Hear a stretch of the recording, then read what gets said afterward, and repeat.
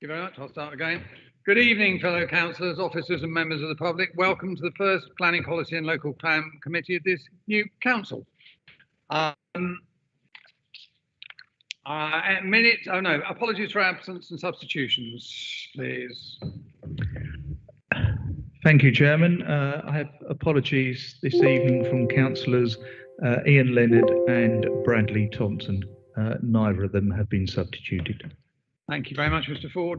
I'd also like to thank the new administration for their allowing me to continue in my role as chairman. It is an honour and one that I do not take lightly.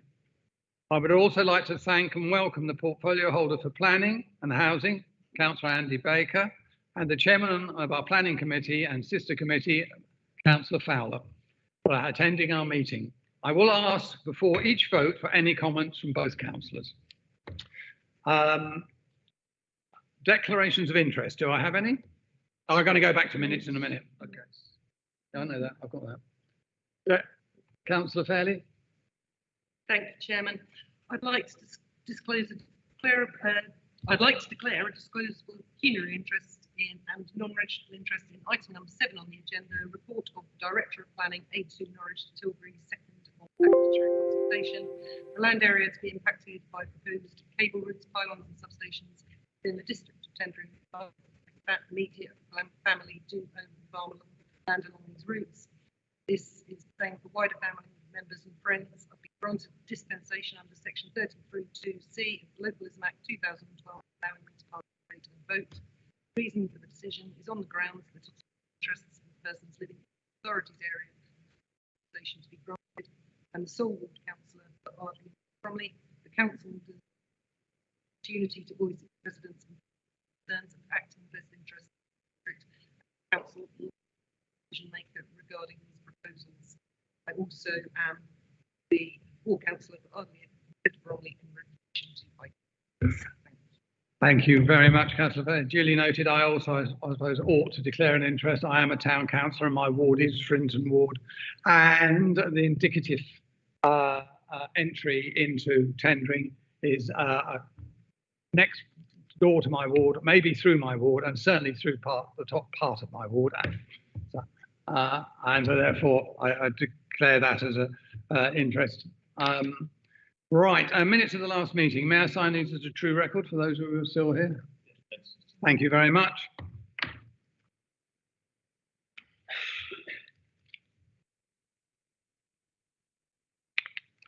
Thank you. Any matters arising? I know they don't have it on, I think they should be, so I'm going to go with it. So any matters arising from that? The only thing I noted on it was minute 35, and may I pass over to you, Gary? It's regarding an update on the tendering Colchester Borders Garden Community and Joint Committee. I'm quite happy to make them myself, but it's probably better coming from you. Thank you, Chairman. So the consultation at Regulation 19 stage on the submission version of the development plan document for the garden community, the consultation has now closed. The authorities are considering the representations and getting them ready to be submitted to the Secretary of State. We're anticipating to do that in September. The next stage of the process is that the Secretary of State appoints a planning inspector to carry out the inspection or the examination of the development plan document, and it will be the inspector who determines the agenda for those discussions. And what will happen is they will issue a list of topics that they wish to cover, which will effectively set the agenda for the examination process. So that's the next stage. That's what we're working towards, getting all of the responses received to the consultation, along with the plan submitted to the Secretary of State. Thank you very much, Mr. Guyver. Item 4, questions of notice pursuant to Council Procedure Rule 38. None received, Mr. Chairman. Thank you very much indeed. Mr. Ford, public speaking. Sorry, mine is. You're on. It makes a change. Yeah, the light's not. I expect this to all work, do you?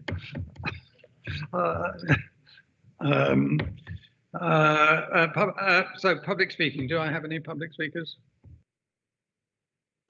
Thank you, Chairman. Yes, Mr. Bill Marshall has asked to make a statement in relation to agenda item 7, which is item A2 of the report of Director Planning, the Norwich to Tilbury second non-statutory consultation. Do I need to take that now, or at the time we discuss it? I think it would be better if I can take it before we discuss that item. You can take it now, or as we get to the item, Chairman. It's entirely up to you. Thank you very much, Mr. Ford. Mr. Marshall, when would you prefer to speak, now or when we come to that item 7? Thank you very much. Number 6, report of the planning conservation area appraisals and management plans for Ardleigh, Great Holland and Tendring Village. Before that, before I ask Mr. Guyver and Mr. Fuller to take us through that report, I would like to make some comments, please. We have before us this evening, start again. We have before us this evening the last 3 of our 20 conservation area appraisals. The villages of Ardleigh, Great Holland and Tendring. The recommendation is on page 13 of our agenda. The report shows that living in a conservation areas adds health and well-being of the residents. The residents also have a certain permitted development right removed. This is explained in a leaflet that went out with this year's rates demands. The 20 conservation areas are important to Tendring on various levels, but in particular helping to maintain and enhance the communities they are sited in. The veritable value is often higher, yet the council offers no extras. To keep a pleasant place to live, one is in fact penalised through paying higher rates and having more restrictions imposed upon them. Turning to the appraisals themselves, there appears to be a lack of joined up writing between place, services, town and parish and district. I draw our attention to page 100 and 129 of the Great Holland Conservation Area. This is where place services consider 2 large new dwellings are shown to have a negative effect. Yet both the Frinton and Walton Town Council and the District Council approved. No comments are recorded from Essex County Council on that application, except from Highways. I do hope our recommendations will help to close and rectify these anomalies. Far too often we find glaring loopholes. I have 2 such in my ward at present. Both are very different and both upsetting to the neighbours and both detracting from the conservation area by reducing the value of the street scene and the health and well-being of the residents. There could be a mechanism to address this. It is called an Article 4 direction. This has to be specific and local, and it cannot be a general blanket policy. Before we met, I spoke with Mr. Guyver, read these very annoying loopholes, and his team will prepare for us in the not too distant future, identifying those conservation areas where Article 4 direction could be beneficial and what restrictions those directions could put in place. This is where we councillors, together with the parish and town councils, can bring local knowledge to bear and see if we can not rid our conservation areas of these annoying, detracting and reducing carbuncles. We also have a timeline of these appraisals and management recommendations that we agree. It seems to take an inordinate amount of time from leaving this committee to being adopted as a supplementary planning document. Can this process be speeded up? Further comments that we can ask and look to advise those who are living and working in our conservation areas. All regional, national and retail companies have heritage designs, and I'm going to pass around here I can pass that one there. Can you pass those around? There's 3 altogether. This is, yep, well recognised. All regional, national and international retail companies have heritage designs. I have yet to see one in Tendring. I draw your attention to the Co-op at Dedham, a village I lived and worked in for 5 years in the late 70s. It certainly didn't look like that then. It can be done and it must be done. There is also the problem of plastic, windows, guttering, fascias and general upkeep of properties. We mustn't go too far in our suggestions and zeal. That is for grade listing to do. Living in Frinton's conservation area means that I am a custodian of my property and I will try to leave it better than found for the next owner. That is the idea and the ideal. And now we have climate change and all the extras that costs and that brings to the owning of older properties. I do think we should be offering our residents a guiding light in how to adapt their properties, in particular to solar panels, glazing and insulation. There are ways and there are cost-effective ways of doing this. These 3 and the 17 other reports points the way, but really not much use to conservation area residents. I am sure that with Gary's help, Mr. Guyver's help, that this committee can come up with a more pragmatic approach that will aid and abet our property owners. Thank you very much. Item 6. Thank you very much. I can read it both ways. Thank you, Chairman. We may pick up some of those points as we go on. But just to let you know, I'll just read it. It's not a criticism, it's the way forward of us actually being of use. And this is the whole point of our district plan, is it not? And so far, it's done rather well. But... Thank you very much, Chairman. I will pass over to Mr. Fuller to present the conservation area appraisals before. And as I said, we may well pick up some of the points raised as we go, but we'll certainly pick them up when it comes to the discussion and debate. Thank you, Chairman. Thank you, Chairman. Good evening, members. Hello. My name is William Fuller. If you don't know me, I work in Gary's team, generally around heritage and nature, bits and bobs. Before you tonight, we have the last three conservation area appraisals for Ardleigh, Tendring Village and Great Holland. Members will be aware that the district heritage strategy was approved and adopted by this council in 2020. In the next year, we began work on the first of the conservation area appraisals and began work on the local heritage list. More on what that is in a minute. All three of these appraisals have a fairly broad, similar structure. They kind of begin with an overview of what the area is like. They go into a history, often dating back from prehistoric times through medieval, post-war era, and into modern day, really detailing what's there and what's important. The appraisal is then sort of given. It often splits it into different focus areas. So one conservation area may have a few different focus areas, and then it kind of like discusses about the proposed changes to boundaries. That can often be quite a controversial point. For these three conservation areas, the changes are pretty minor. The things they look to take out are the more modern developments, and the things they try to add in are the more historic developments. Things like interwar housing that often gets lost in conservation areas.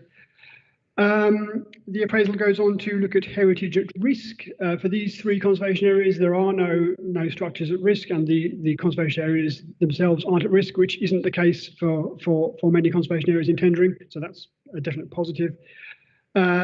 We then look at locally listed buildings. These appraisals can put forward locally listed buildings. Now, the council is also running a wider project, which is about locally listing buildings.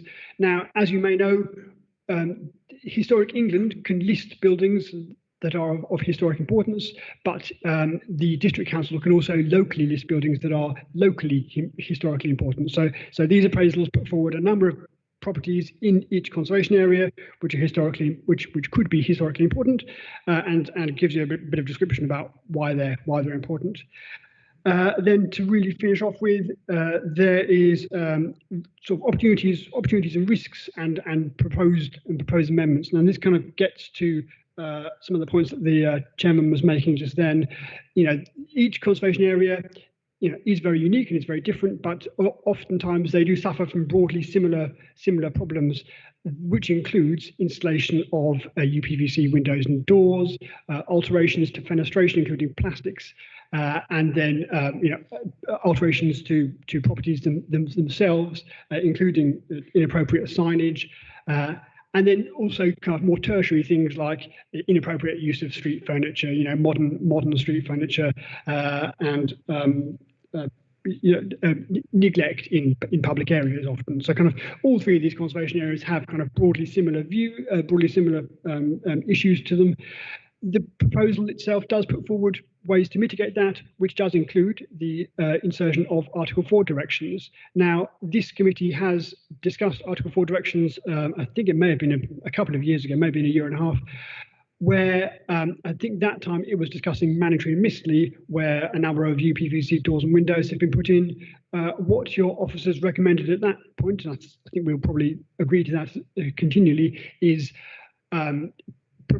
getting the conservation areas themselves done first, and then moving on to which conservation areas can have Article 4s put on them. I think we can begin to look at that now, and I think the conservation area appraisals do look at that, and many of them do say, well, there are plastic doors and windows that could be addressed through Article 4s. So I think we've started that work, and I'm very happy to bring a report back to this committee to address those points. Lastly, in the next steps, the way forward for these, so there are 20 conservation areas, 10 of which have been through this committee and a public consultation.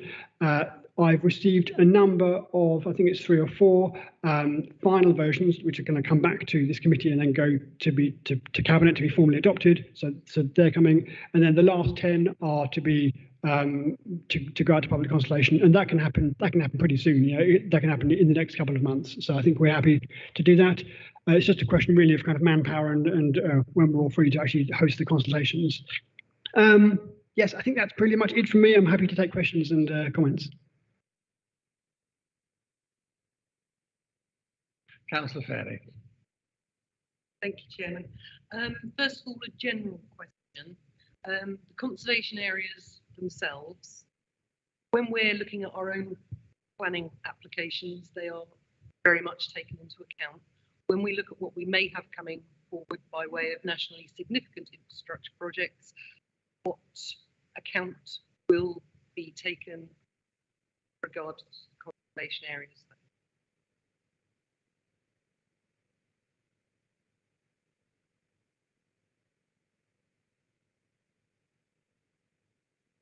Gosh, technology. Thank you, Councillor Fairley. Yes, I was actually in a meeting this afternoon with National Grid, and one of the things they're putting together is a heritage report, and that will consider both listed buildings themselves and conservation areas as a whole. I kind of think the idea is to kind of try and avoid those areas. Maybe Mr. Garver knows a bit more than me, but I think that's where we are. Thank you. Not much to add to what Mr. Fuller said, but of course, even with nationally significant infrastructure projects, although it's a separate planning process from the local authority, the conservation, preservation of heritage assets is still just as important through that process. And there is an obligation on the Secretary of State to preserve and enhance those conservation areas in any decisions they take as well. Thank you. Thank you, Mr. Garver. Councillor Fairley. Thank you. That's reassuring in some respects. There's within the tendering one, for example, there's fields being removed and such like, and the views do, I think, make a difference in that respect. Ardley and Little Bromley are very much impacted by what may be coming forward with National Grid and walls and 5 estuaries, but equally they are going to be impacted quite severely by the garden community and have gone through a very lengthy process of doing their neighbourhood plan. When this came onto the agenda and I asked the Parish Council for comments in relation to the amendments, I know it's going forward to consultation and amendments, suggested amendments and comments will come forward, but they were quite concerned about the process in which we've got to this point without them being aware that there was a review of these documents that feed into their neighbourhood plan. Can you run through process for me as to why they wouldn't be aware up until this point? Mr. Guyver. Thank you very much. Well, as Mr. Fuller stated earlier, I mean, over the last couple of years, really, we've been bringing forward the 420 conservation area appraisals for the area, and that's off the back of the adopted heritage strategy that this council brought forward 2020.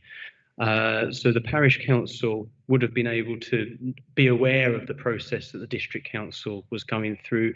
These conservation areas, all 20 of them, have been published on our agendas going back over the last couple of years. And the heritage strategy itself, I believe all of the parishes were consulted on that, and it's a recommendation that comes out of that. I think I can understand Ardleigh Parish Council's concern, because the timing of this, a fresh document for consultation, coincides not only with their neighbourhood plan going out to consultation, but also the work on the garden community, as you've mentioned.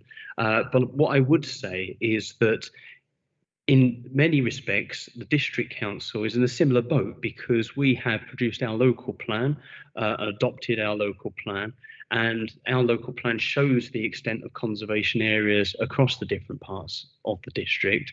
And of course, if there are changes to the conservation areas across the district, that has a knock-on effect for what we should be showing in the local plan as well. So even the district council it has that issue that we need to make sure that when we come to review the plan, it's always in step with the latest position of the conservation areas. I think the consultation itself provides the opportunity for the parish council to highlight any concerns they have about the document.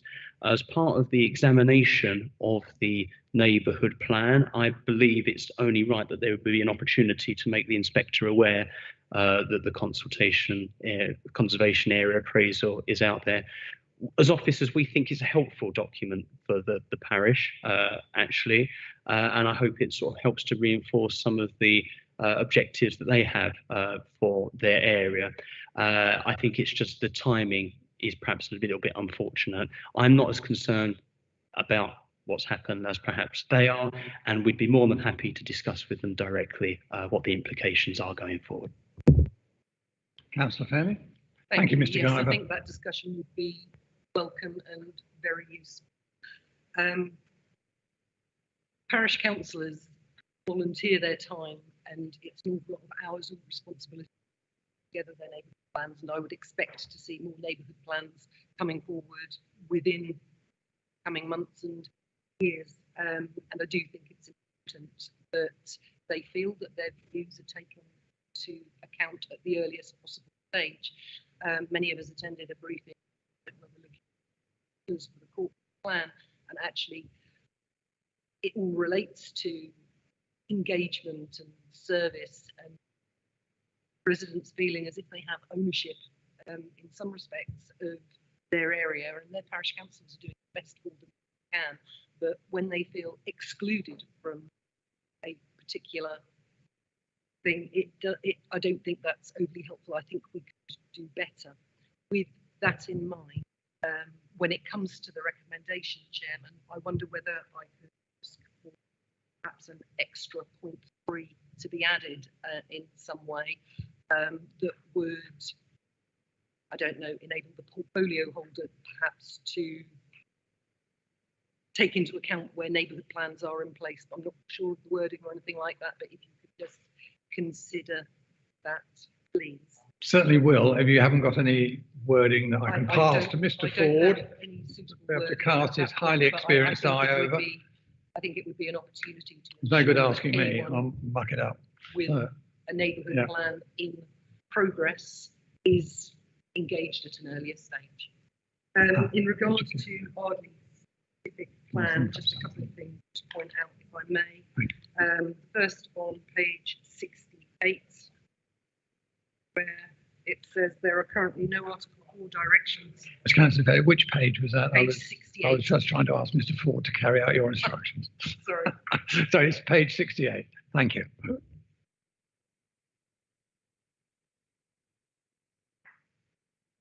So the second paragraph there on page 68, there are currently no Article 4 directions placed within the Brightlingsea conservation area. So that's You And- also missed page 67, second line, right-hand column. Obviously, Brightlingsea is insidiously taking over the district here. I can feel some copy paste. Yeah. And the other question, if we look at page 71, is local supplementary planning document, and in the middle column it states tendering district council local plan 2007.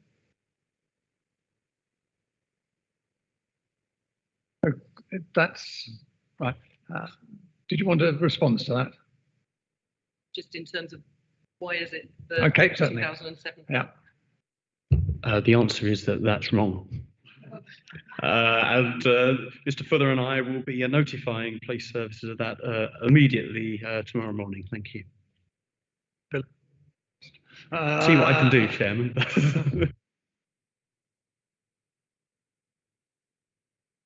Anything else, Councillor Fairley? Councillor Bush? Thank you, Chairman. Yeah, a point I would like to raise is how we deal with the consultation over 6 weeks. Listening to the debate so far tonight, I mean, we're hearing that the local parishes want more engagement for the final part of this process. I just wondered how we're going to conduct the consultation to reach out to the residents within those parishes to reinforce things we might have missed or views they have, or place services have missed. So can you have a response, please? Thank you. Thank you very much, Councillor Bush. I would like to add one thing, which I'm quite happy to send around, that we were with our rates, for those of us who live within a conservation area, and we've now, Mr. Guyver and I have worked on, eventually got the authority to send out with the rates demand some of the what is expected of those who live within a conservation area. Obviously, if you don't live within a conservation area, you shouldn't have got this. So I'm very happy to circulate that. So that's one way we have gone out to all those who live in a conservation area. So similar is also with riparian owners, which I've been working on for 3 years and still haven't got out. But I shall continue again for next year, please note, because most people don't know what a riparian owner is, let alone that they have responsibilities if they do have a ditch in front of them. A nodding nod from a farmer there, I see. A knowing nod, rather. Yes. Point of clarification, Councillor Turner, Yeah, Chairman. Scott. You said this went out to everyone. No, it only went out to those who live in conservation areas. Well, I received this in my. You live in a council. conservation area. Well, I don't. Then I live in the 1960s estate. well, that is now 60 years old, so it's probably being looked forward to be looked after. I wouldn't. I won't go there. Oh, you don't think it's worthy? Well, if there may be, it's not going to be 100%. It's not going to be 100%. It can't possibly be. It's too complicated. 67,000 plus properties, plus business properties in the district. And if you look at the boundaries, they are somewhat higgledy-piggledy at times. So congratulations, I would say, Councillor Scott. You see, with your elevated position now, you're a conservation area.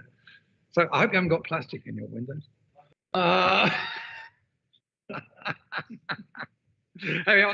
Right, any other comments, please, on Ardley before we move? Yeah, Mr. Thank you, Chairman. I sorry. think Councillor Bush was asking about consultation, what the approach is, and then Mr. Fuller would be happy Okay, to thank you very respond to much. that point.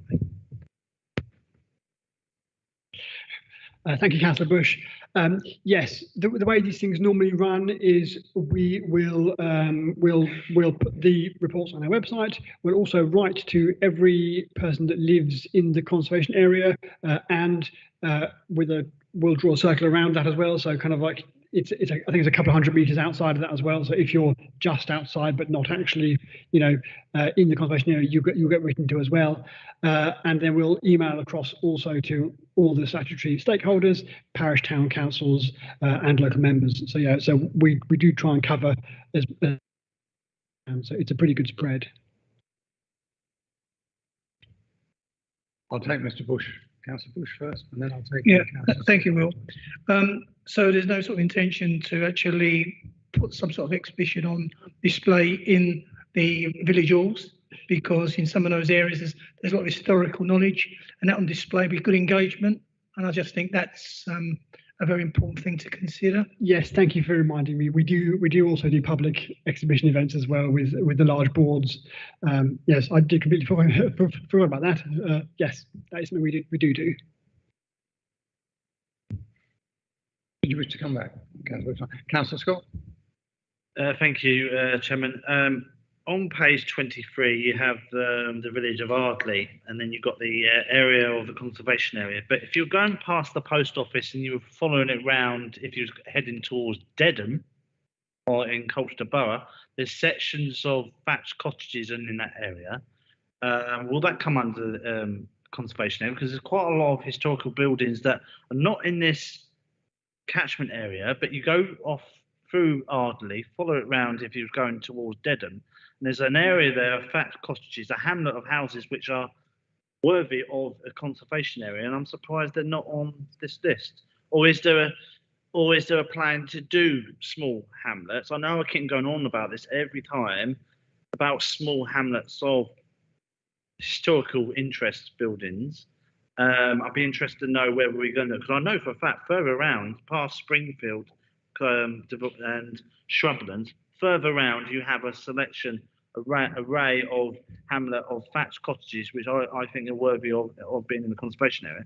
And finally, Chairman, I know I've looked in here and I may have missed it, but does the conservation area include like street furniture in terms of curbstones and such like? I know Manningtree has blue granite curbstones in Manningtree, and I was wondering, Ardley is going to have a similar setup, I would say, to Manningtree, and I was wondering, does that come under the same remit? Thank you. Thank you very much, Councillor Scott. Mr. Guyver? Thank you very much. Yes, no, this is a point, Councillor Scott, I know we've discussed before. So the designated conservation areas within Tendring, there are 20 of them, and they are defined by the boundaries that we've been looking at going forward. There is no proposal to increase the number of conservation areas. Many of the conservation areas that are designated have been designated for many, many years in recognition of their historic and architectural value. The most recent one was Clacton Seafront, which I think was about 2001, and that one was designated. At the time, there was a real sort of strong threat of development happening in the area that could risk and undermine the character of that area. That was the last one that was designated. We, as part of the heritage strategy, and we also had a heritage environmental report done in support of the local plan a few years ago, which provided the opportunity to consider whether any additional conservation areas needed to be designated. It wasn't considered at the time to be necessary. In my view, I don't think it's necessary, because the bar that you need to reach to justify the designation of a conservation area, bearing in mind it's not just about how you determine planning applications, it's about removal of permitted development rights and some of the things that Councillor Turner was mentioning earlier. It's a very high bar that you have to meet with a very strong justification for it. I believe the better way of recognising the historic character of areas that fall outside of these are through the process that Mr. Fuller described earlier, which is the creation of the local list and the opportunity for people to bring forward their suggestions for either individual properties, millstones, groups of properties, structures to be put on that list. I would suggest that that is the right process, because you don't have to reach such a high bar, but it ensures that they get some designation and some notification. And the other thing I'd suggest, and Councillor Scott, you'll have a lot of knowledge about this in your particular area, because you're two of the parish councils in your area have been very good on this, is that the neighbourhood plan process provides the opportunity for those communities to put forward what they believe to be areas of special character that should be given protection as well. So I think there are processes outside of conservation area designation which are better suited to recognising those more remote but valuable areas. Thank you, Mr. Guyver. Mr. Scott, Councillor Scott. Thank you, Chairman. Yeah, I'm grateful to Mr. Guyver and Mr. Fuller to deal with, to look forward to that and identify areas of which should be under a protection or conservation area, but outside the designated area. I welcome that most definitely. I mean, I would also perhaps look at Fox Street, because Fox Street is within the Ardley Parish area. It's a huge settlement which is on the borders of Colchester, close to Colchester, but within our borders. They've got like an old buildings along there. So I welcome what you've just said, sections of the area. I've been going on and on and on about it, having a list of areas. Like you've got Monkey Street in Little Bentley and other places where it's a Hamlet and Crockford Heath and places like that. So I really, really do appreciate that, and it's a really good positive step forward, Mr. Chairman. We can identify areas of historical importance that are outside of these settlement areas, but on the list. I welcome that. And for the rural communities in my part of the world, I'm sure Councillor Fairley's area, there's a lot of people that actually do say, look, there's a house that's outside the settlement area, but that should be preserved or looked at further. But thank you very much for your response. If I may on this, thank you very much, Councillor Scott. Very good points. Though it's a two-way street, this. It's not just up to officers and place services to suddenly say, oh, we think that is. It's up to also us as councillors to go to our parish councils, go to our residents associations, to go to our heritage associations and ask them, and for they to be able to come and ask us, and then we to present ideas and places that could be considered. Can I just make a point of clarification? Is it possible that going down the line for going forward, that we as ward councillors and us 48 councillors, if there are certain things in our ward that could be historical importance that not identified within the boundaries of settlement boundaries of conservation areas, would it be prudent that we as councillors put forward suggestions of certain areas of our wards, or is that something that the officer is going to do down the line? Because I think us ward councillors know our wards that we represent, like milestones and nameplates that are unique to the area, that may be outside a certain area, that may actually add quality historical importance to our district. Because as a history graduate, I think it's quite important to make sure that we identify historical things that are in our district and in our wards that may be outside the conservation areas that are worthy of identifying as protected property or signs or so on. Yes, it's called local listing, Councillor Scott, and it's something that we're going to be starting on very soon. We haven't done it, and this is where obviously we'll go out to the whole council and in together with the neighbourhood, which your area's been superb on, and leading off on neighbourhood planning. And so, it's all there. We've just got to go and use it. Did you wish to add anything, Mr. Gower? No, thank you very much indeed. Right. I have some comments, are all minor. So I would like to see paragraph the National Planning Policy Framework 126, and beautiful used when we're talking about new developments. As Mr. Guyver knows, it's something very close to my heart. It should please the eye. Right, any more comments on Ardley? No, right. And I shall move on to Great Holland Conservation Area. Mr. Fuller.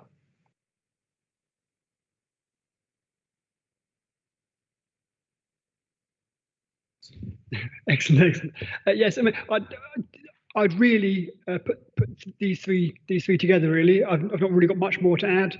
So I'm happy to take any comments and questions about Great Holland. Mr. Fuller, any questions? I've got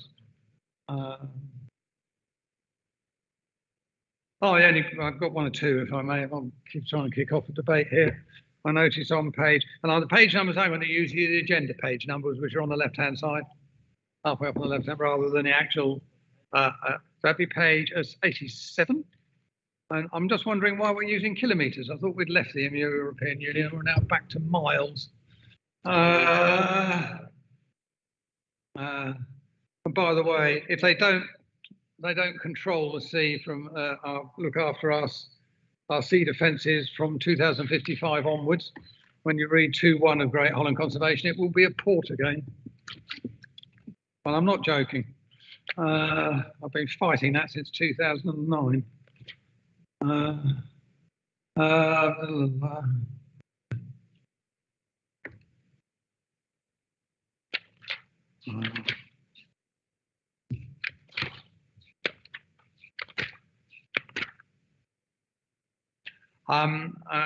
Yeah, well, we can do that later. When we get the town council back again, we can get rid of those redundant bollards in front of the ship.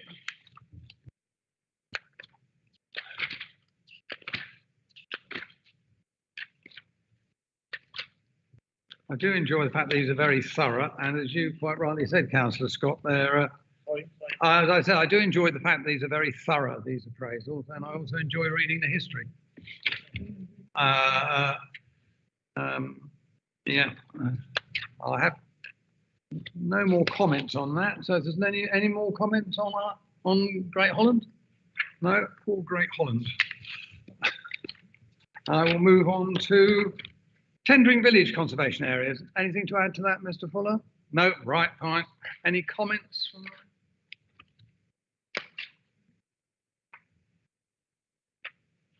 Interesting was that Tendring was a halfway stop between Beaumont Quay and Colchester. If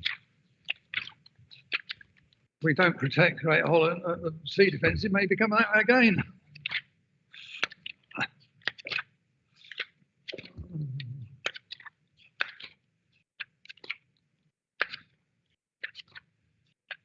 I did have some. No, hang on, what's this?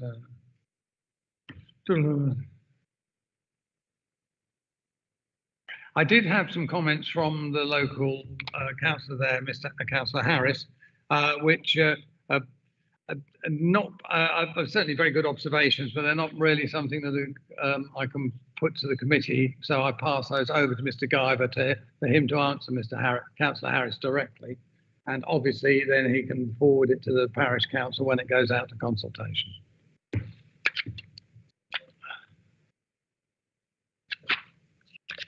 I don't think I have any other comments on that. They're all general comments, aren't they? Right, so we move to the recommendation on page 13. Thank you very much.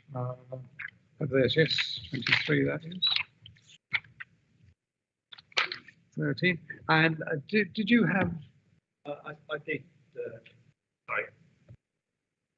Well, I'll read out the items 1 and 2, which is as in our agenda, and then Mr. Ford will offer a third. Well, I'll read. Okay, fine. Thank you. Thank you. Well done. Item 3, which I'll ask Mr. Ford to read out when I finish this. That the Planning Policy and Local Plan Committee endorses, rather than considers, endorses the new conservation area appraisal and management plans for Ardley, Appendix 1, Great Holland, Appendix 2, Tendring Village, Appendix 3, and conservation areas. 2, recommends to Cabinet that the above documents forming Appendices 1, 2, and 3 be published for consultation with the public and other interested parties. And 3, Mr. Ford. Thank you, Mr. Chairman. It's rather wordy and a bit clunky, I'm afraid, but hopefully it will get the job done. So the new number 3 would read that in the event that future reviews of a conservation area or areas within a parish or parishes coincides with that parish or parishes formulating a neighbourhood plan, then that parish or parishes will be consulted by officers at an earlier stage of the review in order that the said parish or parishes can take any material considerations arising therefrom forward as part of their neighbourhood plan process.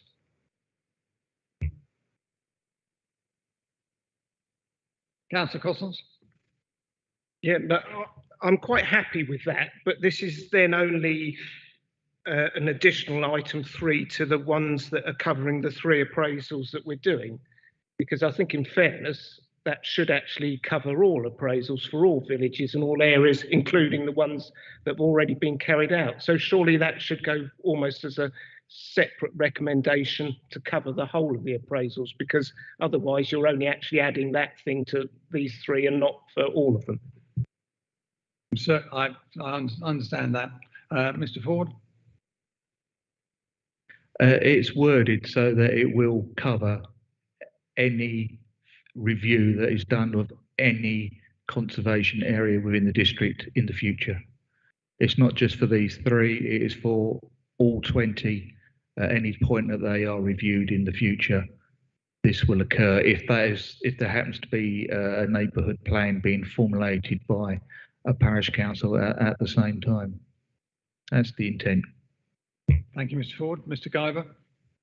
Thank you very much. Mr. Fuller has just reminded me quite helpfully that neighbourhood plans are not always prepared by town or parish councils, and there can be other qualifying bodies that produce them, which could be a community group that's within a parish. So I don't know, Mr. Ford, whether there's a way of making sure that we reflect that within the wording so that it's not restricted wholly to towns and parishes preparing neighbourhood plans. There are other what we call qualifying bodies, which could include town and parish councils, but other community groups as well, and neighbourhood forums. Yeah. Can I ask you just to hold fire for a moment, please? Thank you, Councillor Scott. Just wait for Mr. Ford to capture that. And then before we before I ask for proposers and seconders, I shall ask Councillor Baker and Councillor Fowler to make comment if they so wish. Have you managed to? Yeah, could you just let us know, please? Yes, so I'll read it out again and apologise again for the length of it. Let's get it right. So it would now read, and obviously Gary will step in if I've gone astray, that in the event that future reviews of a conservation area or areas within a parish or parishes coincides with that parish or parishes or other qualifying bodies formulating the neighbourhood plan, then that parish or parishes or other qualifying bodies will be consulted by officers at an earlier stage of the review in order that the said parish or parishes or other qualifying bodies can take any material considerations arising therefrom forward as part of their neighbourhood plan process. Thank you very much, Mr. Ford. Mr. Guyver, you're happy with that, right? Thank you very much. Members are happy with that? Oh, Councillor Fairley? Thank you, Mr. Ford.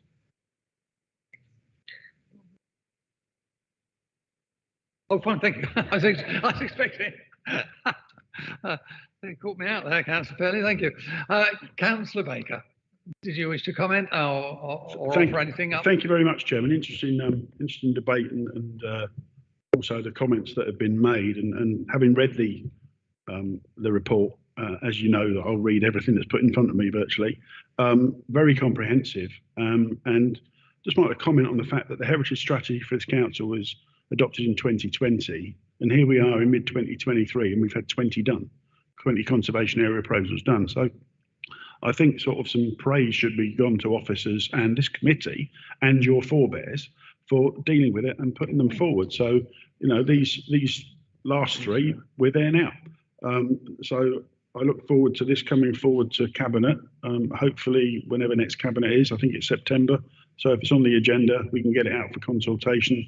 And then obviously the ones that have been out for consultation and are going to come back to this committee, and then we'll come back to Cabinet, can be adopted in line with our local plan, which is very good.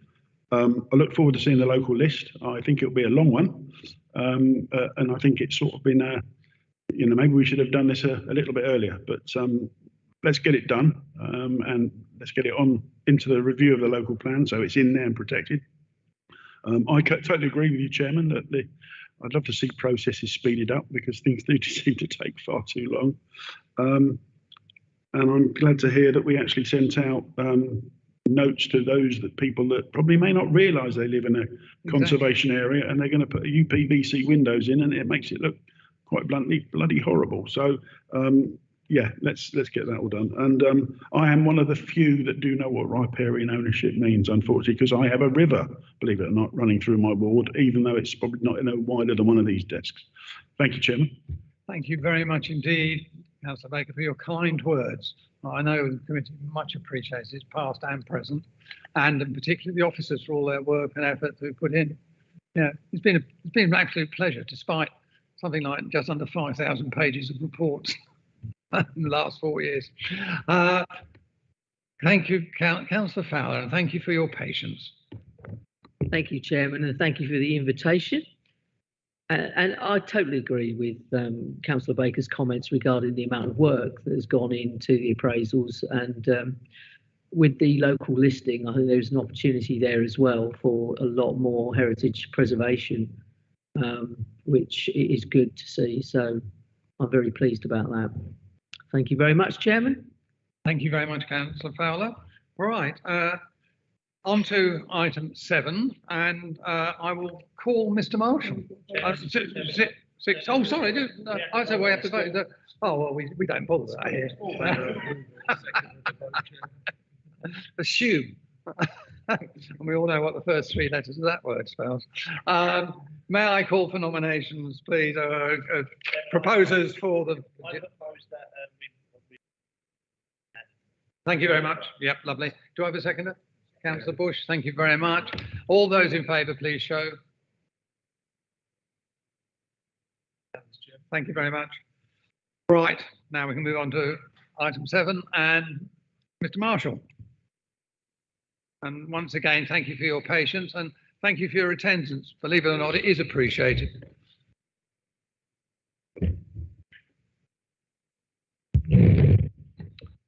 Good evening.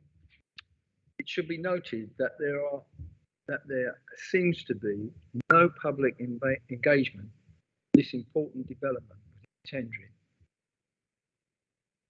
The climate for change in the UK power generation, supply and network distribution is, it seems, ever changing and most recently in a state of flux.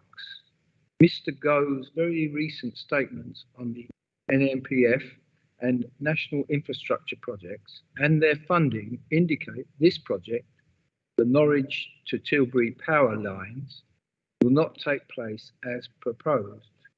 Now, I recommend that officers do not spend too much resource at the detriment of other important local projects. Thank you very much. Thank you very much indeed, Mr. Marshall. Would you like to comment on that, Mr. Guyver? Thank you, Chairman. I'll probably pick up the points as I give the presentation, and Mr. Fuller, if I've missed anything. Prior to that, I'd just like to lead us into this. The National Grid has made some revisions to the Norwich to Tilbury power line proposal and are running a further round of consultation. These changes bring little comfort to our communities and will be affected. Not only are we faced with the pylon and substation proposal and the onshore infrastructure associated with 5 Estuaries and North Falls wind farm proposals, we now also face the prospect of a third scheme encroaching and interfering with our district. This is the Tarshon interconnector. It is proposed to join UK's grid to Germany's and will allow electricity to flow both ways. With that bearing in mind, I'll hand over to Mr. Guyver. Thank you. Thank you very much, Chairman. I will pick up on some of the points Mr. Marshall raised as I go through. So, believe it or not, it was last May that we brought a report to this committee setting out National Grid's proposals for a 400 kilovolt power connection between Norwich and Tilbury, mostly suspended on pylons, but in some areas where there are sensitivities, undergrounded. The proposal would also include a 400 kilovolt substation within the Tendring district, located in Tendring to facilitate connection to the grid from separate proposals for offshore wind farm extensions by 5 Estuaries and North Falls, which actually themselves would involve a considerable amount of infrastructure onshore being developed across the Tendring area, both above the ground and below the ground. The principle behind the proposal is that it is aimed to reinforce the electricity infrastructure and network across the country to achieve the government's target for net zero carbon by 2050, but also to meet projected increase in demand in power going into the future. Picking up a little bit on Mr. Marshall's point, that nationally significant infrastructure projects like these are not decided by local authorities like Tendring District Council in the way that most other planning proposals are. They're determined through the separate development consent order process, which is a central government process with a specialist unit within the planning inspectorate that deal with and ultimately determine the applications and make the final decision. However, Tendring, like other councils that are affected by the proposals, are consultees. We're given the opportunity to comment on the proposals. We're given the opportunity to participate in the examination process for these nationally significant infrastructure projects, but ultimately the decision and the process is managed by the planning inspector. So I think when we put time and resource into these, I think it's in the knowledge that actually it's not this authority that will make the ultimate decision, but that we do our best to make the points that we feel are necessary to make on behalf of the community going forward. And Essex County Council play a bit more of a technical role in this, and they have a team that specialises in these, and we've been working closely with them. So I hope that provides Mr. Marshall with some assurances that we've got to be realistic about how much influence we can have. We can only do the best we can within the process that is laid out. But from the discussions that we had amongst this committee back in May 2022, we formulated the council's response to a non-statutory consultation on the proposal last time round. We raised a number of concerns about the impacts of this development on both the countryside and our communities, the lack of any clear benefit to the people in the district most affected by the proposals, and we questioned whether other alternative approaches such as a seabed connection extending offshore around the coast had been properly considered as part of the process. And these concerns have also been reflected in this council's responses to the consultation on the North Falls and Five Estuaries proposals to date. This council's concerns about the National Grid proposals are reflected and echoed in the comments raised by Essex County Council, who we've been working closely with, and they have been making the technical representations on Tendring District Council's behalf, leaving Tendring to focus more on the community considerations involved in these proposals. Councils and community groups all along the length of this proposal have raised concerns about this. There have been strong objections and representations put forward all the way along the line. There was a letter submitted by our former leader of the council on behalf of leaders and chief executives across the whole of Essex, raising concerns about the project, the way in which it's been derived and handled, and of course the local MP has been against the proposal and has been a leading advocate of the alternative offshore approach. So we're a year on now, believe it or not, and National Grid has considered the comments that were raised by the respondents to last year's non-statutory consultation. They are suggesting some changes along different parts of the route. They've launched a further non-statutory consultation. I think it's important to note that they've done another round of non-statutory consultation rather than going straight into the statutory process that goes on to the inspector. And they've launched that consultation, and we're again invited to respond as a consultee. They have been carrying out a number of consultation activities across the whole area that's affected. Picking up on the point Mr. Marshall's raised, they have had a leafleting campaign. I understand that some of the events that they've held have been quite busy, and they have had a lot of response. There have been questions about some of the choices of venues and the timings of some of their events, which we have expressed to them as and when those issues have come up. And there have been online briefing sessions, and some of councillors and town and parish councils have been involved in those, along with other interested parties. The main headlines from these revised proposals that we're being asked to look at now might be quite disappointing to some of our communities and residents. Firstly, the name of the project has been changed to Norwich to Tilbury rather than East Anglia Green. The rationale behind that was to give it a bit more of a geographical significance, whereas I think the name East Anglia Green confused a lot of people. You wouldn't guess from that name that this is about pylons and electricity infrastructure. Norwich to Tilbury defines the length of the proposal. The section of power line that is extending southwards from the Dedham Vale area of outstanding natural beauty to the provisional location for the main substation that's proposed for the Lawford Little Bromley area has been changed so that that would be underground. So an extension of the underground section from Dedham Vale to the substation, rather than it all being suspended by pylons.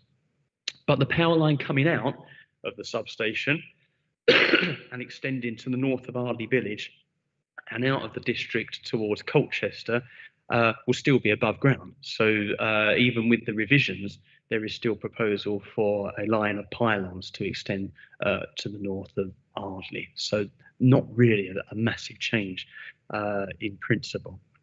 The route of the power line north of Ardley Village has been moved slightly further away, although if you put the maps together, it doesn't look like a huge difference between the two proposals, I must say, but they have consciously taken that into account and moved it a bit. But I'm sure there'll be some residents that perhaps felt it's not been moved enough.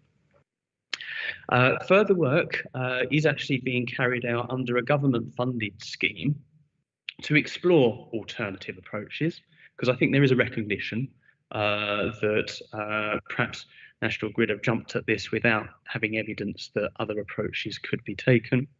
And that includes the offshore sea link approach. And National Grid have actually made it quite clear to us that whilst they're consulting on a revised version of the Norwich to Tilbury route, they're not preempting the outcome of that independent piece of work. However, because they have contractual agreements with the Five Estuaries and North Falls wind farm developers, they need to progress with this process to ensure that those contractual obligations are met in the timescales required. If for whatever reason it is decided that that is the right route, they're just keeping the process going so that it doesn't fall behind if nothing comes of this alternative work. We're led to believe from discussions with National Grid that the offshore alternative to the Norwich to Tilbury route could be, in monetary terms, something in the order of 4 times as expensive as the onshore version, which is clearly a major commercial and value for money consideration.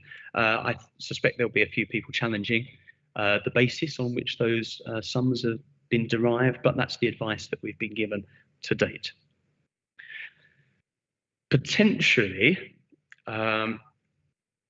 we could be looking, as the chairman mentioned earlier, at a scenario where it's not just North Falls and Five Estuaries that are looking for landfall in the tendering district to connect to this Norwich to Tilbury connection. So a further consideration that's particularly relevant to tendering is this emerging proposal for a 2-way power line between the UK and Germany called Tarchon. Now, there's not a lot of detail about Tarchon at the moment because they haven't actually entered the formal planning processes yet, but National Grid have made us aware that there are discussions about this being a potential another connection. And this connection between the UK and Germany, which would be beneath the sea, could provide the opportunity to sell clean energy to Europe, where there is an excess in generation, and vice versa. Under the current Norwich to Tilbury proposals, with the main substation tendering, I think our district would likely be a proposed location for landfall and all the associated onshore infrastructure coming from Tarchon as well.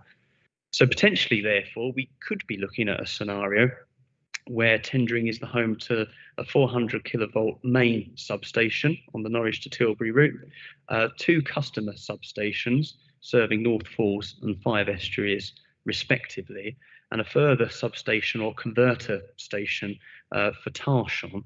And potentially they may all be within close proximity. But again, I have to emphasise the point that as nationally significant infrastructure projects, we will be the consultees and we won't be the determining body. But I think it's important that residents are aware that these kind of discussions are happening, and potentially tendering very much could be the focus of green energy generation and input within the east of England. So the officers we've drafted a response to the current non-statutory consultation, seeking to reaffirm the council's previous objections and the community's strong concern about the proposals. Again, bearing in mind that Essex will lead on the technical part of it, whereas we perhaps focus on the community aspect. And officers would like to welcome the committee's comments, observations and input into that response before it goes out. Thank you, Chairman. Excellent presentation as always. Thank you very much, Mr. Guyver. Any comments from anyone? Councillor Bush. Yeah, thank you. Thank you, Gary. That was a comprehensive report. Just really concerns amongst many, which have been brought to my attention in the last few days. The government have got a commitment to actually produce 50 gigawatts of offshore wind energy by 2030. What concerns me, if these schemes get delayed, these wind farm schemes get delayed in any form, then this whole project potentially could fall. And what I would like to bring to everyone's attention tonight, you may have seen it, but there's been a major scheme in Norfolk, which has been developed from Swedish company Vattenfall, has suspended the project wholly due to escalating costs of manufacturing of the wind farm components, which paradoxically is related to global gas prices increases, which is impacted on the cost of the products being built. Now, looking at the sort of timelines for this, is that the project is to be online by 2031. It's consultations, as we know, now through to the application submission 225 and construction 227. What is a concerning factor is the impact for the wind farms with their escalating costs. Will this happen, or will it be a part developed project? It's a bit of a wonder. It's a bit of a anomaly, and that concerns me. I'm totally in support of obviously the letters and endorsements, presenting our position to government and National Grid. But I just think I want to make everybody aware of it if they wasn't, that there are issues with construction costs and deliverables for offshore wind farms at this moment. That's really a comment I wanted to make, Chairman. Thank you. Thank you very much indeed, Councillor Bush. Appreciate that knowledge. Councillor Fairley, then. Thank you. Equally, I was really pleased to read the representation that you're intending to send back, and I am very proud of the work the council is doing in relation to these projects coming. I think it's absolutely vital that we do look at the what-ifs and the detail that is going to impact on residents, just to have an awareness as to what might happen. It is so important. I attended the National Grid consultation event at Langham, and my residents are going to be affected, and as such they deserve to have some clear detail around exactly why offshore isn't an option from National Grid. There is no information available from them. Representatives just don't, they just brush off that, any discussion on offshore is just brushed off. There's nothing to consider or compare, I guess, in terms of onshore versus offshore, the impacts, whether it be environmental or whether it be cost. And I just don't feel like the process is a consultation at all. It's just telling you this is what's going to happen. When you're looking at the costs that they are showing within some of the webinars or things that they're doing, they're flashing up cost slides, but when they're sharing the slides afterwards, cost slides have been removed. Well, they can't be clear on costs anyway, but they don't even know what type of pylons they might be using yet, and all the pylons, whether they're the lattice versions or whether they're the T versions, depend on, I think the T versions are only sort of 30 metres high or whatever, and you're going to need more of them and they're more expensive. And so I don't see how they can clarify costs in any shape or form, but I think it's wrong that they're removing slides relating to costs when those are the, you know, what's being sent out in terms of, yes, you attended this. So I've raised many questions around the developments in relation to traffic impact, noise impact, enforcement, planning conditions, environmental impact, etc., being just some. And those points are still under discussion, and I feel very reassured at the responses that I'm getting from others and the engagement equally with Essex County Council on that. So you know, these are positive actions that we are taking to represent the needs. A couple of concerns to mention. It's often mentioned to me about health concerns living closer to pylons. It is on your list. I'm also being asked if there's any health impact from underground cables living in close proximity to these groups of substations. We don't know the answers.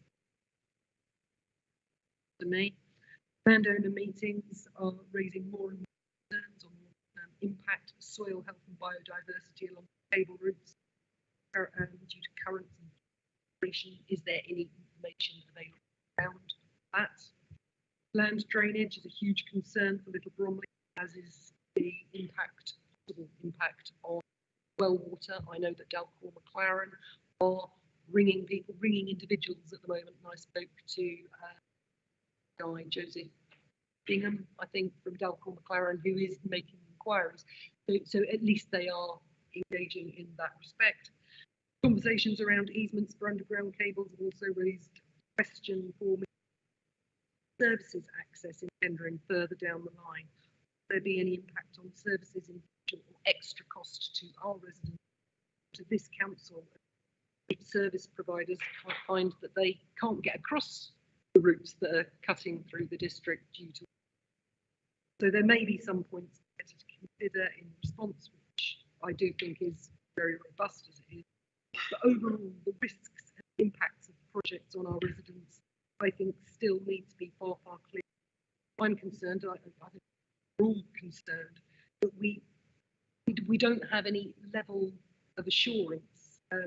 So, you know, when you're looking at audit-related things, there are risk registers and stuff like. Whereas I think we keep we bring up points that we have concerns on. Is there any way that we can perhaps look at logging those in some sort of risk register for tendering, and is that a possibility? And how can we sort of then note what comments have been said and what our mitigation process? Thank you. That was quite long. Thank you for a very thoughtful response there, Councillor Fairley. Councillor Chapman, did you wish to comment? Thank you, Chairman. Only to say, just to prove I've read your draft, the bottom line, I think it says it would be useful to see, understand, should there not be, and understand. Sorry, I'm only picking, but it's very good. Thank you, Councillor Chapman. I'm like Councillor Fairley, I've taken a great interest in this from when it first came up, and I have been a guest of, let's get it right, 5 estuaries. I had 2 cups of tea and a rather rocky trip, a not very pleasant chair out to Wim Farm somewhere in the middle of the North Sea, where you couldn't see it. It's like looking at this ceiling from there. And everyone stood around pruning and preening themselves and then came back. We didn't get the answer. The big thing to me is, I said at full council the other week, is about legacy. This is a new word. for my word, Danegeld, i.e. what's in it for us. And there's nothing at present. I have spoken directly to Five Estuaries, to North Falls and to National Grid. And when you mention legacy, they go blank and run a mile. They have no intention of leaving anything behind them except their mess. And leaving us with, God knows how it's going to change our district, but it is going to change our district considerably. And one of the big things is that we need, that is certainly coming down the line, because I get asked to sit on all sorts of things nowadays. And one of the things is something called Sandpits, which is run by the Norwich Business School. And it's the academics wanting to getting in, because at the moment, coastal communities and deprivation and levelling up is very high on the agenda. And this is now coming out through academia, because obviously they're seeing an edge on it somewhere. Anyway, I got involved with it, and it's very pleasing. It's very pleasant. It's a very good level.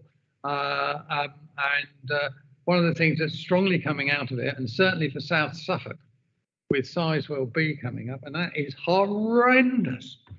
I mean, they're talking about 10,000 workers moving in. Where are they going to house them? You know, you're going to have trailer parks from here to the horizon and onwards. And then you've got all the roads. Remember, if anybody knows South Suffolk, I mean, they haven't got exactly a major road running through it, have they? A bit of the A12, and that's about it, isn't it? And then coming back to what Councillor Fairley's drawn our attention to is about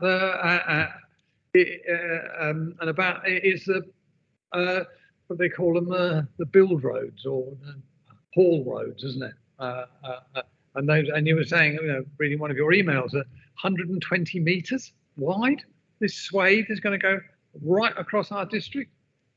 And so there are many questions we've got, and we're not getting the answers. So this is a start on that.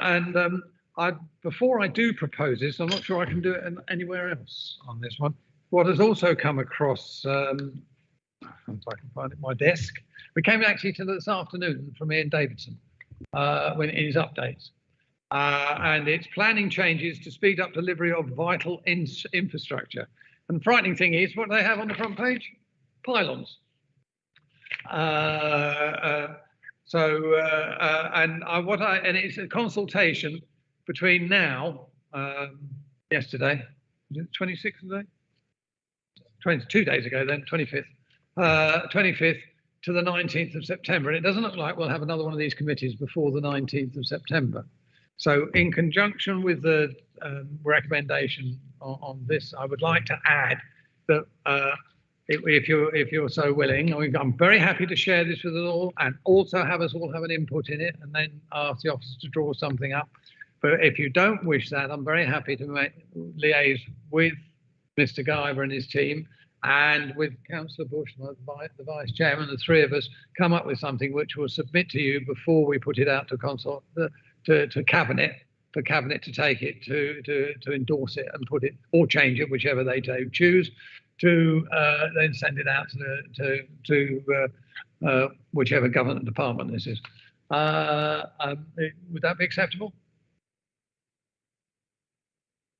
Did you get that? Would you want me to go back over it?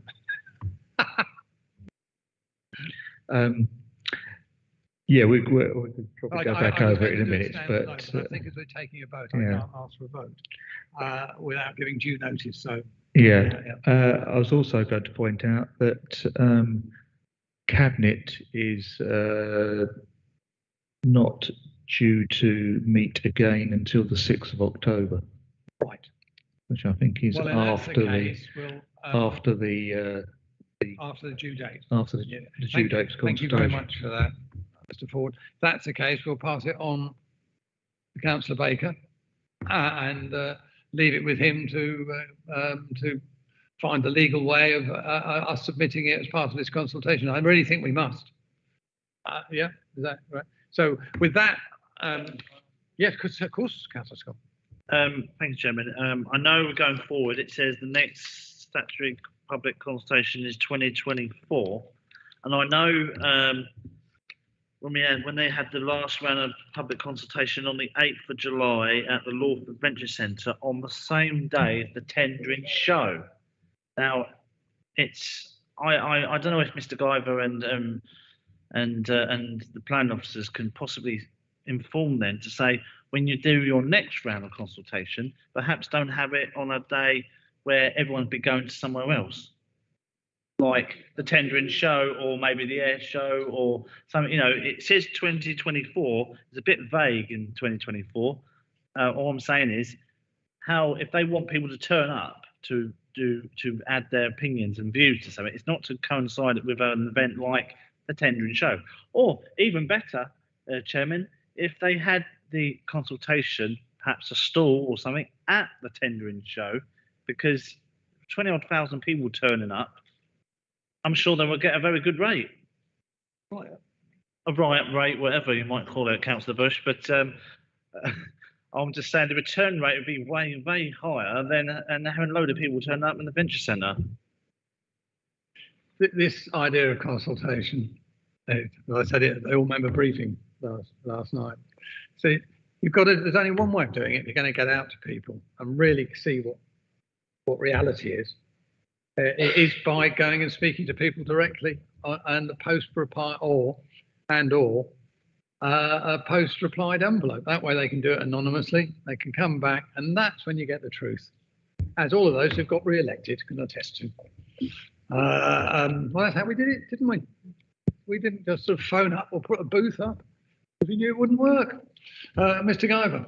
Thank you. That was a good point that Councillor Scott's raised, and Councillor Fairley will know that both of us tried to make quite firmly those points to the company when they announced the dates they were doing that. One of the concerns was the way that the access to the tendering show worked as well, which may have proved as a bit of a problem for people actually accessing the consultation.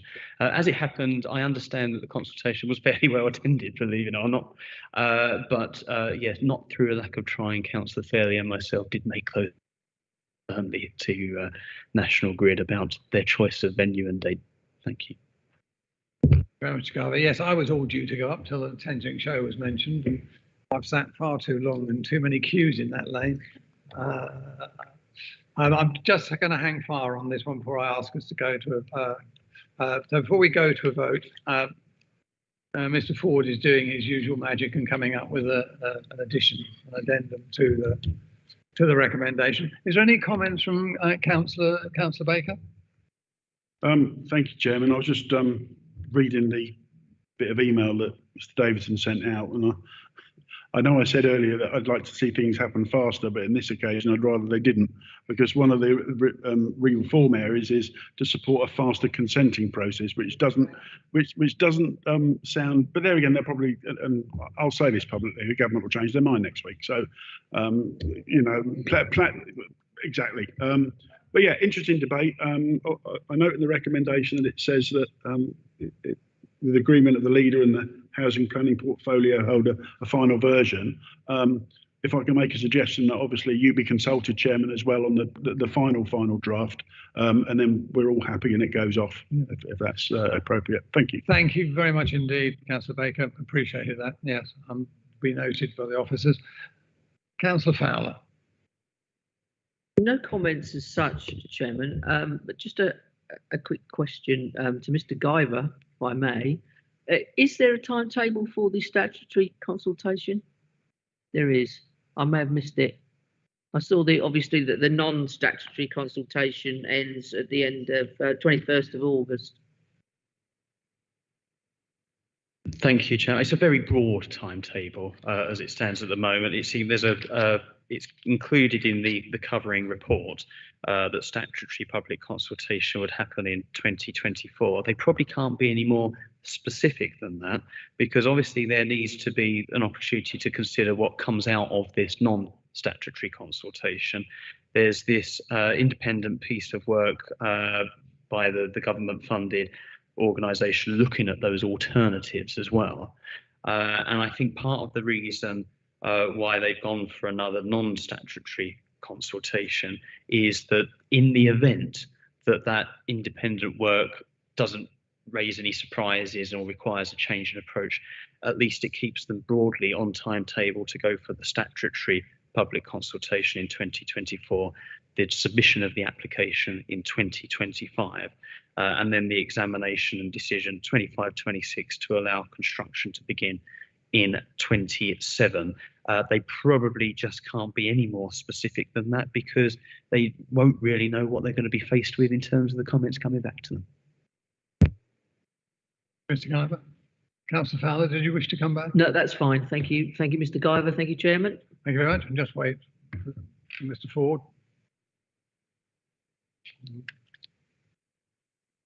I agree with you, the tendering show, because by the time I've worked my way through Harwich to get to Little Bromley. Chairman, what are the odds of it being on the same day as the tendering show? Well, if that's the case, I think they've created a pattern, haven't they? Might be a spanner in the works. Yeah. In next year, the chances are they'll choose at the same day as the tendering show. Wait a minute. What gets me with all these major projects is they pipeline in and they pipeline out. We get nothing except the disruption. Councillor Fairley? Just to say, Chairman, that the tendering show is without fail the second Saturday of July every year. I'm sure that we could perhaps let National Grid, 5 Estuaries, Or preferably book the Venture Centre. touch on, let everybody know that it is not a good day. Councillor Fairley is correct. I mean, everyone knows within our boards of tendering knows full well that the tendering show is that set in time.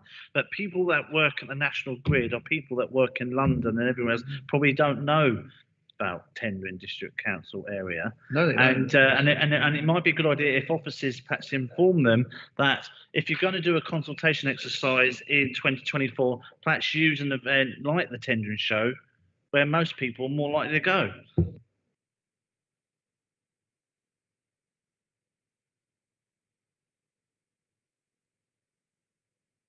It's okay. No rush. Get it done and get it right. What I'll do is, if I may, Mr. Ford, while you can I move on to item 8 then, or would you prefer to finish this first? Fine. I'm in your hands. So I'll let you. No. We'll continue chatting. You continue writing. No, it's all right. Okay, no problem.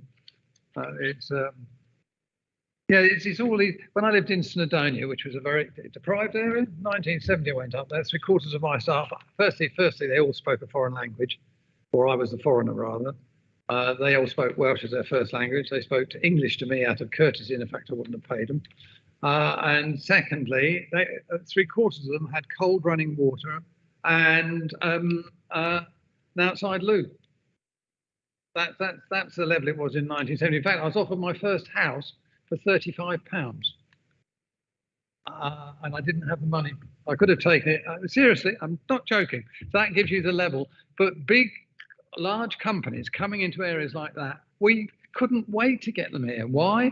Because first and foremost, they spent locally. They employed locally. They brought in national wages.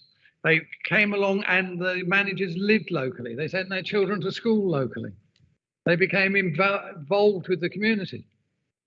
Big and major. I'm talking about everything from Wilbur Atomic Power Station right down to a small Texaco.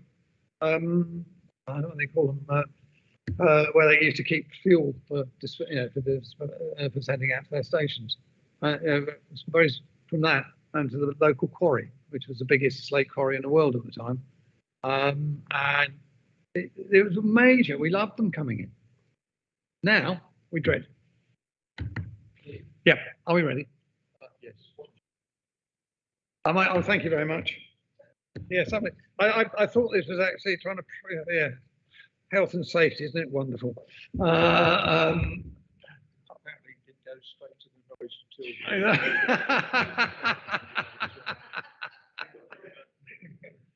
Well done, Mr. Ford. Right, I will read out the first. Sorry. They went out about half an hour ago, I think. Yes, you may indeed. I'm going to pass this over to Mr. Ford to recommend to us. Thank you, Chairman. Yes, the proposed resolution of members to consider is in two parts. The first part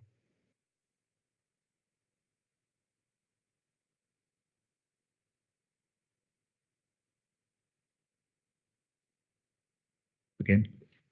Sorry, I'll start again. The proposed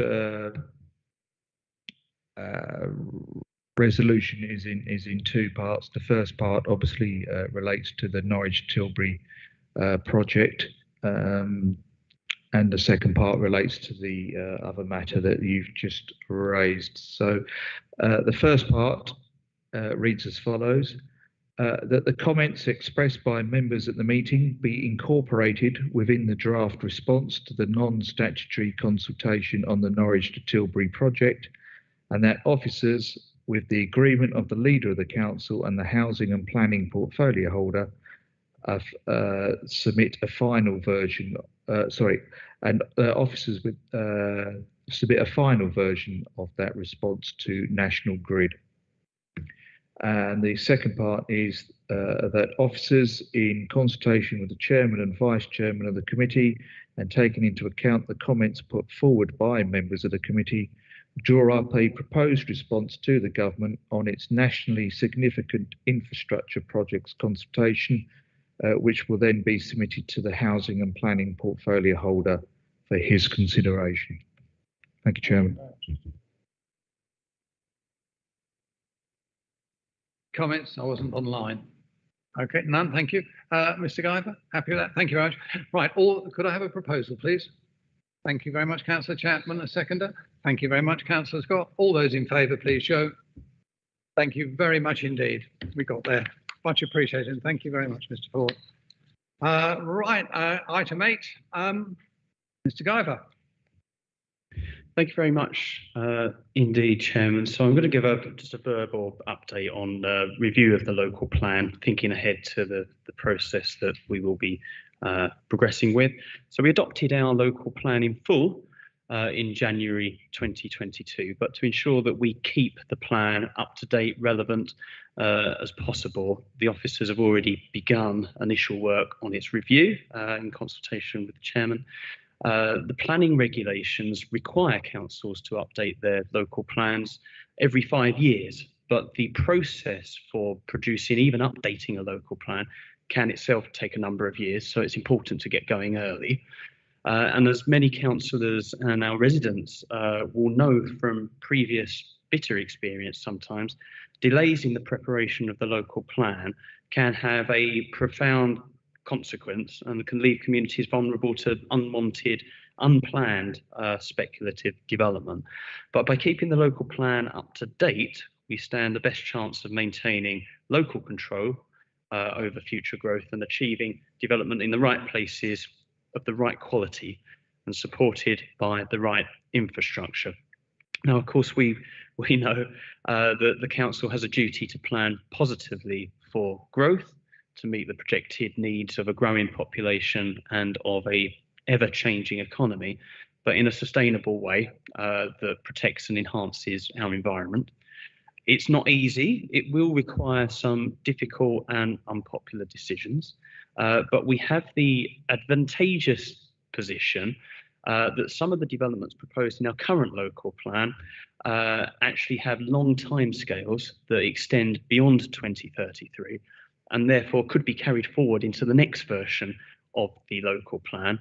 We may need to top up the supply of housing land and employment land, but we already have a strong foundation from which to work. And with that in mind, I've already discussed informally with Chairman and Vice Chair and Councillor Baker, using the current local plan as the basis for our review.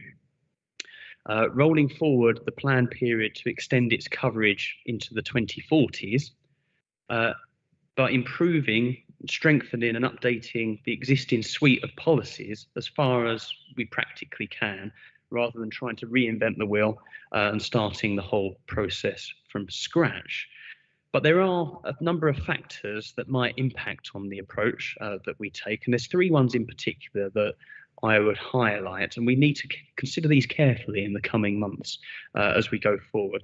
And one of them is whether the government makes any major changes to the planning system. We've already heard today that that there is consultation out on the approach to nationally significant infrastructure projects.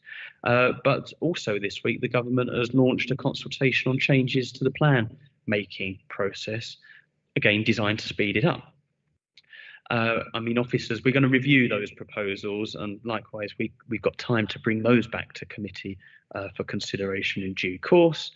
But changes to national policy have caught councils out in the past, particularly if they involve big changes to the format of local plans or the expectations around housing targets and delivery. So that's one factor, changes in national policy. The second big factor is what the projected need for housing might be going into the future, and whether there will be a need to increase our housing requirement from the 550 homes a year that is currently embedded within our current local plan.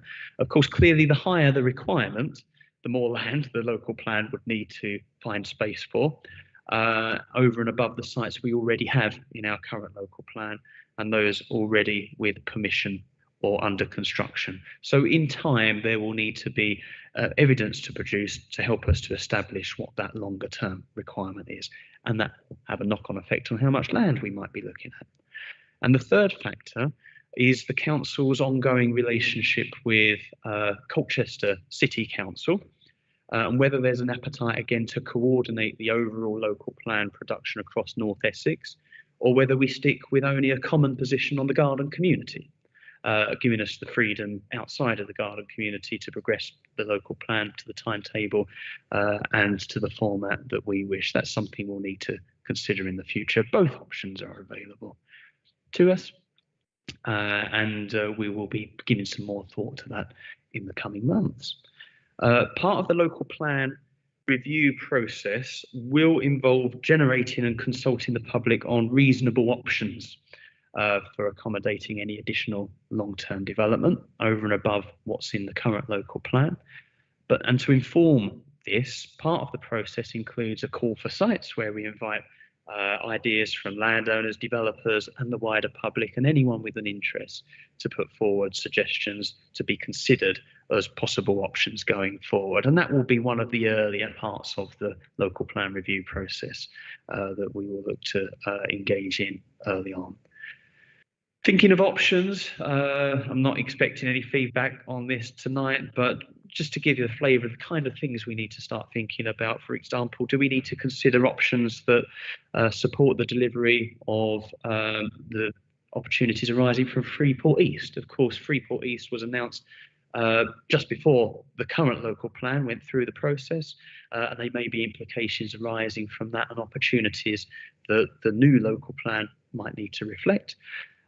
Do we need to consider a greater range of smaller developments in different parts of the district to support local employment in the construction industry? But if we did that, would we do that alongside a community infrastructure levy to ensure that all developments contribute towards the services and facilities that are needed in the district? That could be one approach. Do we focus developments on areas that maximise access to public transport or help to deliver on specific local objectives or regeneration or community projects? These are things that we can start thinking about in the run-up to reviewing the plan. And of course, what role, we've heard earlier on about neighbourhood plans, what role might neighbourhood plans play in the future planning of the district and how they work alongside the local plan going forward? Will other areas want to start working on a neighbourhood plan as well, or do we need to encourage them to engage in that process to complement the work that we're doing on the local plan? These are all things that we will be thinking about very carefully going forward. The officers in the team have already also started undertaking a review of each policy in the current local plan to identify areas that might need strengthening. Just from our own experience actually of applying those policies and that experience of the planning committee as well in applying those policies in real life, are there areas where we could improve to iron out some of those glitches? Are there areas that need to be updated to better reflect the national position, national policy, or the emergence of neighbourhood plans or actual changes on the ground, things that have actually happened in real life that weren't accounted for in the local plan before. Do we need to now reflect those? These are things we're looking at for each policy. And also, are there areas where we need to update our technical evidence, because the production and even the update of a local plan has to be based on up-to-date evidence. And there will be areas of the local plan where actually the existing evidence is sufficient, but there will be other areas where it might be getting on the old side and we might need to update those. And do we look at opportunities to work with other authorities if they're on the similar timescale to commission work jointly? These are things that we're looking at for every policy. I'm nearly coming to the end, Chairman. Just a few areas where I could possibly anticipate some work going into strengthening our approach in the local plan. Climate change, for example, climate change and energy efficiency, such as the speed of development in that field. And we know that there's a lot of work happening Essex-wide, actually, to try and come to a robust position on the best policy that you can have to promote energy efficiency, renewable energy, and contribute towards climate change and affordability for people that live in their homes in light of energy pressures. So I'm fairly confident that's an area that we can improve on going forward. Wildlife and the new requirements around biodiversity net gain, I think there's an expectation there that that's part of planning policy that will need to be updated to reflect the very fast-moving world of biodiversity net gain, but also our approaches to open space, holiday parks, affordable housing. These are all things where it's a timely opportunity to check whether the approach we're taking is the right one, to update the evidence and to review those areas to see where we can strengthen those. The Chairman, it will be our intention to bring more detailed reports to the committee in due course, but I do hope that by way of a verbal update, it provides a bit of insight into some of the things that we've already started to think about. And Chairman, I would be more than happy to answer any questions on that. Thank you very much, Mr. Guyver. Any questions? Councillor Fairley. Thank you. Really good update. Thank you, Gary. So yeah, I guess from earlier, then my question would be, how do you intend to include anyone that has a neighbourhood plan on the go within this process, and can we look to include them at an early stage where they may need to be lining up neighbourhood plans in line with any changes that we make? Thank you, Councillor Fairley. I think the review of the local plan is the perfect opportunity to ensure that we are in tune with those local bodies that are in neighbourhood plan preparation or have already gone through the process, and also an opportunity for those that are embarking upon that process to understand how they perhaps need to work with us to align with it. The early stages of preparation on a local plan, what you tend to have is an issues and options round. We'll look closely at what the government changes to the system might mean for that. But at these sort of issues and options round, it's very much about reaching out to those communities before you put a plan together to say, we're looking to review the plan. What's going on in your area? What do we need to know about? And how should that be reflected in the work that we do going forward? And I think town and parish councils will have a particularly important role in helping us to understand what's happening in their areas. Mr. Guyver. Thank you, Councillor Fairley. Councillor Scott. Thank you, Chairman. Yes, I fully agree with what Councillor Fairley just said about neighbourhood plans, because in my patch in Alresford and Elmsted, I know Ardleigh will have a neighbourhood plan eventually. Neighbourhood plans are the bedrock of local communities that actually know their parish and areas most. And I welcome the fact that that we have 3 communities in our district. One's been agreed in the referendum. Elmsted's going to have one in the referendum, and I suspect Ardleigh will have something similar down the lines.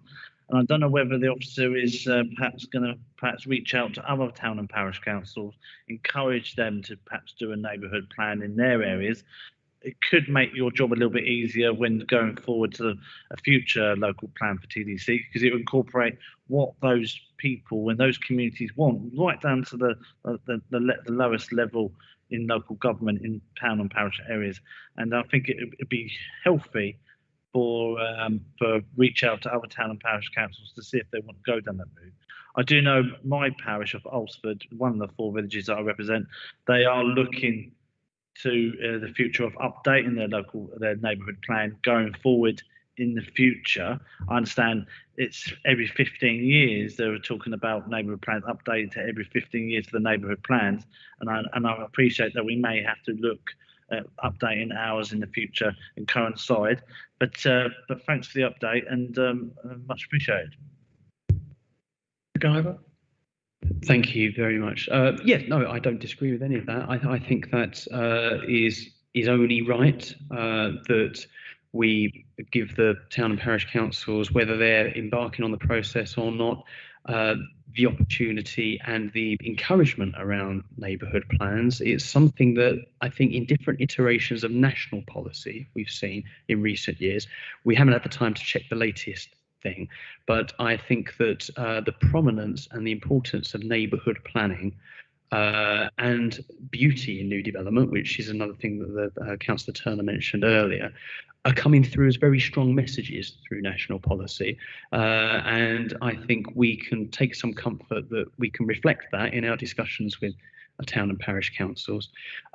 We do provide I think, great support, Mr. Fuller and the team, to those town and parish councils that are embarking on the process. And as we know, we've got one adopted, one nearly at the end of the process, and another one coming through.